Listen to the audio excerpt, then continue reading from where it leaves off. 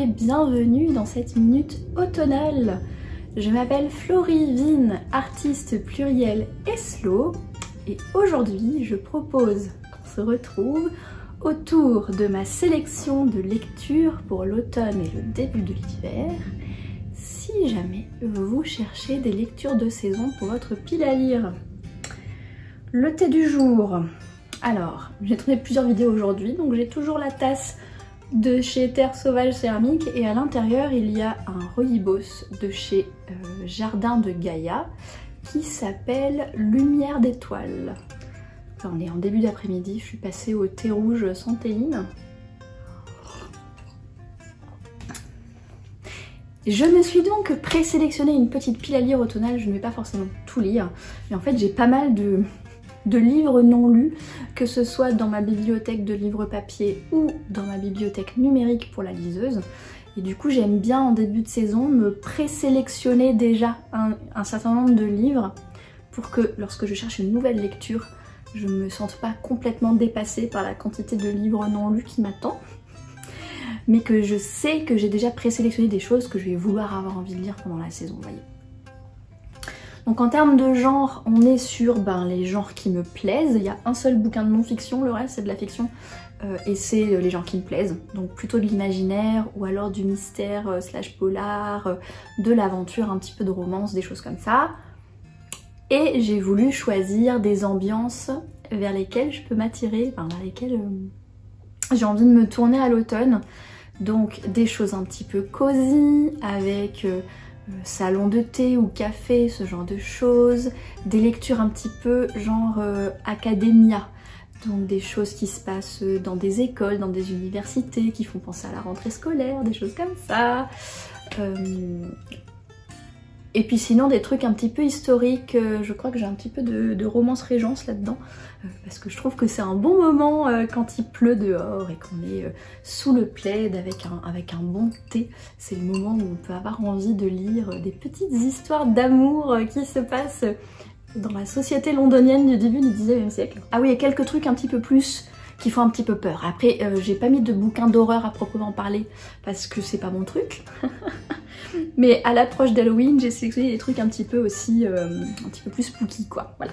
Donc j'ai quelques bouquins papier, j'en ai mis d'autres dans la liseuse, je vous présente tout ça et comme c'est des bouquins que j'ai pas lus, je vais pas passer 50 ans à vous en parler évidemment. C'est plus pour donner une idée. Alors les livres papier. Le seul livre de non-fiction que je me suis sélectionné, c'est un essai tiré des œuvres de William Morris, que vous connaissez peut-être pour justement ces dessins de papier peint comme il y a là sur la couverture. Et William Morris, il a aussi écrit beaucoup de choses par rapport à l'industrialisation du travail, à ces choses-là. Et donc là, ce livre-là s'appelle Travail utile, fatigue inutile. Donc là, ils disent William Morris était un activiste libertaire nourri d'idéaux socialistes. Travail utile, fatigue inutile est l'un de ses textes fondamentaux. La révolution industrielle, la démesure de la production dans le capitalisme émergent, nourris de la pensée libérale utilitariste, ont consacré l'idée d'un travail de plus en plus aliénant qui a rompu avec le réel, le monde et la nature. Le basculement de l'artisanat vers l'industrie a ôté au travail son utilité qui réside dans le repos, la qualité du produit et le plaisir que l'on tire du travail bien fait. À l'heure des bullshit jobs et de l'ubérisation des métiers, ce texte prémonitoire fait figure de manifeste, de bréviaire, alors que le modèle économique mis en place depuis, dévastateur pour l'homme et la nature, semble arriver à bout de course. Donc vous voyez un petit peu le thème.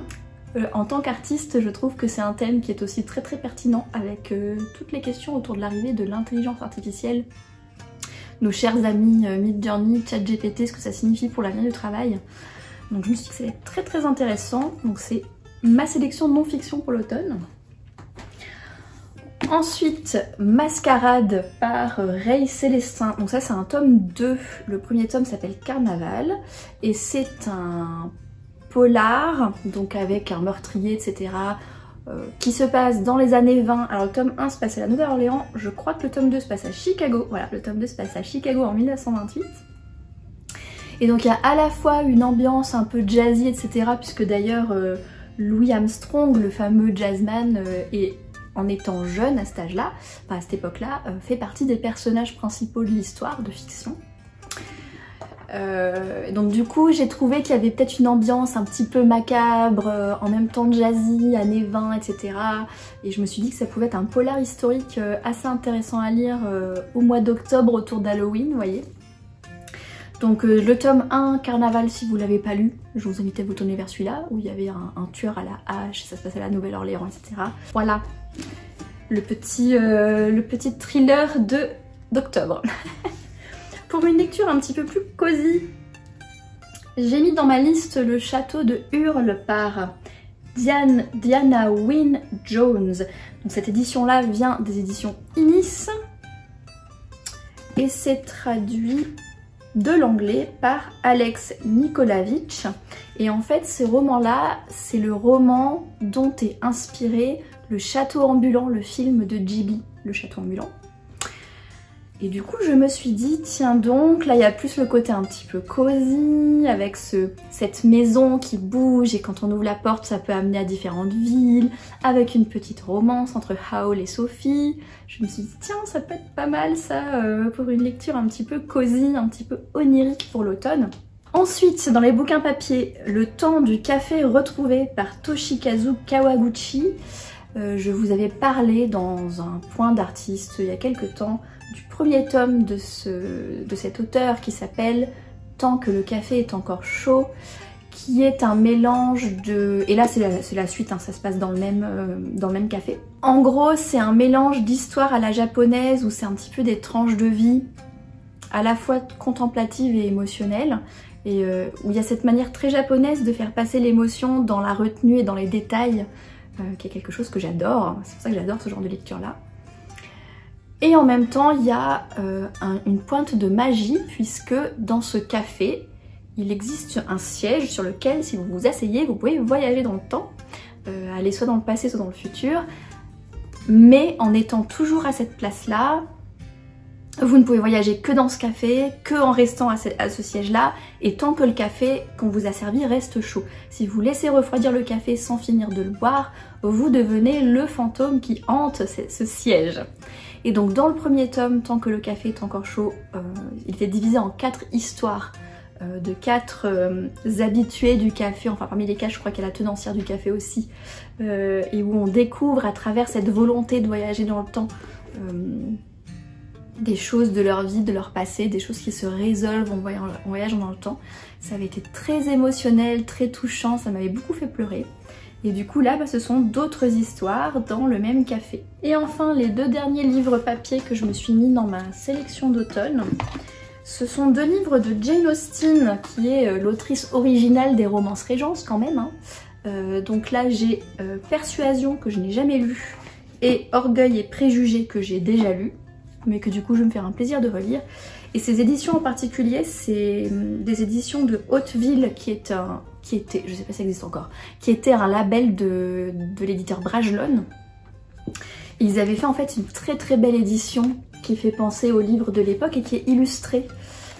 Illustrée par Hugh Thompson. Donc on a des illustrations à l'intérieur. Enfin, c'est vraiment une très belle édition en fait de ces 2 bouquins. J'ai perdu mon 4e de couve. Et je me suis dit que ce serait une excellente occasion de lire ou relire l'autrice originale du genre romance de Régence, à savoir Jane Austen, pour qui c'était contemporain, puisqu'elle a écrit à cette époque-là, hein, entre 1790 et 1815, par là elle a écrit. Et c'était véritablement son milieu social. Et ce qui est intéressant, c'est qu'à l'époque, elle, ce qu'elle écrivait, il y avait une sorte d'humour caché, parce qu'à l'époque, ça se faisait pas de dénoncer les choses ouvertement. Donc c'était beaucoup des choses un petit peu cachées, un petit peu d'humour caché, beaucoup de féminisme caché aussi, pour montrer à quel point le statut des femmes à l'époque défendait des hommes, hein, puisqu'elles n'avaient pas le droit d'être propriétaires, de gagner leur argent, etc. En tout cas dans ce milieu social-là.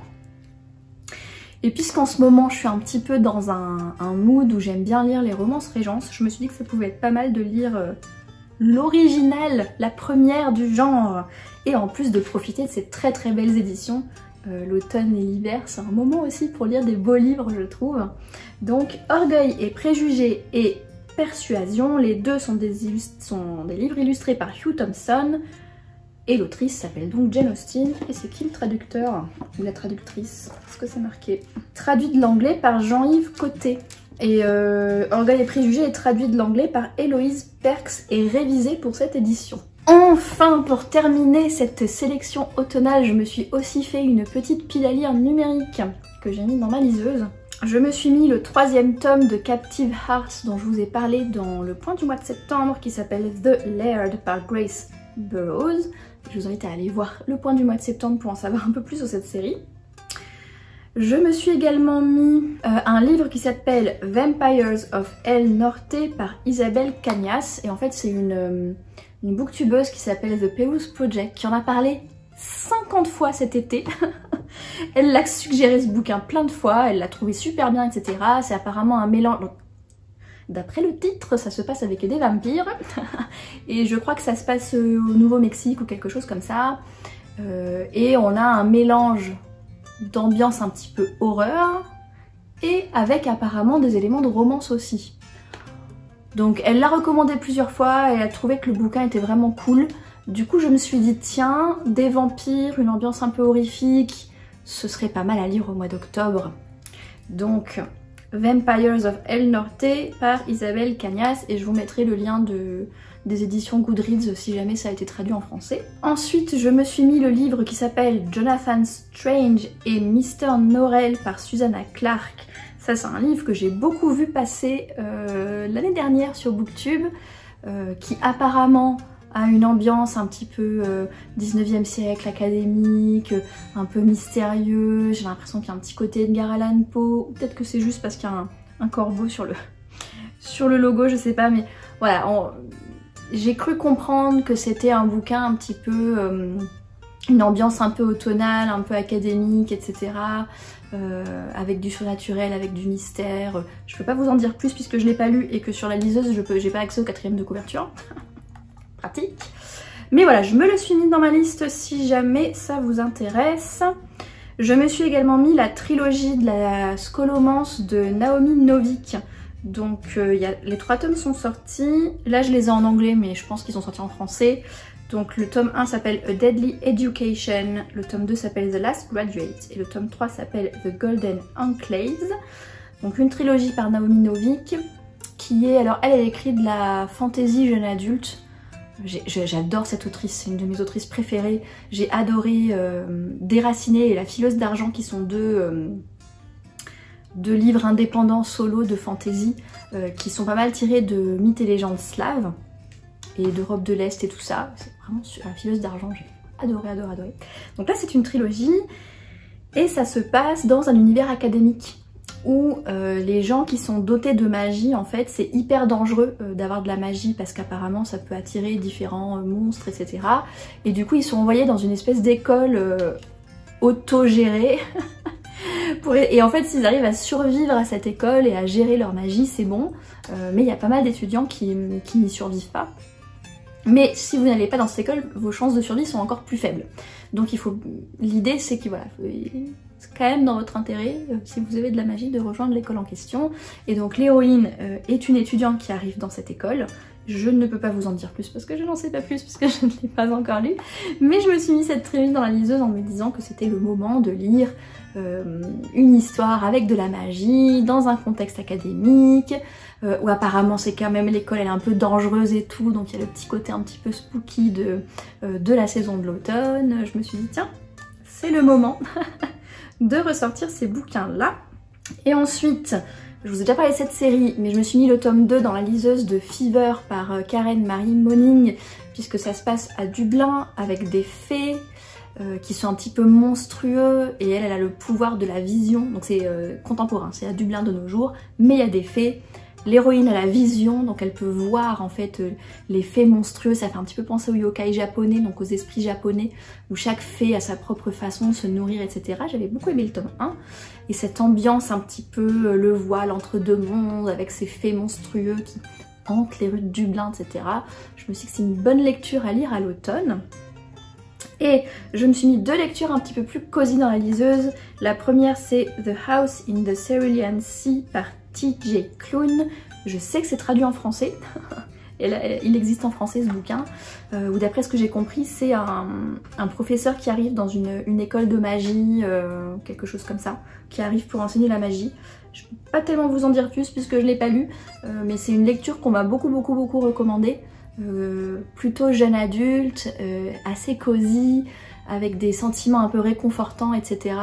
Donc je me suis dit ça peut être pas mal entre deux lectures qui font un petit peu plus peur là, d'avoir quelque chose de cosy et de réconfortant. Et enfin la dernière lecture cosy que je me suis mise de côté, c'est Legends and Latte par Travis Baldree. Alors je pense que si vous aimez les lectures cosy, vous en avez sûrement entendu parler 50 fois parce que c'est LE bouquin de fantasy cosy qui a marché en 2023 et le tome 2 va sortir cet automne apparemment. Il a été traduit en français et publié par les éditions Inis. Moi je l'ai en anglais sur la liseuse, mais si vous voulez le lire en français et si vous voulez le lire en livre papier, il a été publié chez Inis. Et donc en gros l'histoire c'est une orque et une succube qui décident d'ouvrir un café dans une ville de fantasy, dans un endroit où ils ne connaissent pas le café en fait, donc elles veulent faire découvrir les boissons à base de café aux habitants de cette ville. Et en fait l'enjeu du livre c'est d'ouvrir et de tenir ce café. Donc c'est vraiment de la fantaisie, ouais, orques, succubes, etc. C'est de la fantaisie médiévale très classique, mais au lieu que ce soit des trucs épiques avec des guerres, avec des rois, avec des intrigues politiques, c'est quelque chose de très quotidien, de très cosy, de très tranquille, avec cette histoire de café. Et je trouvais que voilà, de suivre deux héroïnes en train de tenir un café, c'était une lecture parfaite pour l'automne, quand les températures chutent et qu'on a envie soi-même de boire un bon café. Voilà pour ma sélection pile à lire automnale. S'il y a des livres que vous avez lus et appréciés dans la liste, n'hésitez pas à nous le dire en commentaire sous la vidéo. Si ça vous a donné des idées de livres à ajouter dans votre propre pile à lire, j'en suis fort ravie. En attendant, je vous remercie d'avoir vu cette minute automnale jusqu'au bout. Je vous souhaite une belle journée et une excellente soirée. Et à la prochaine!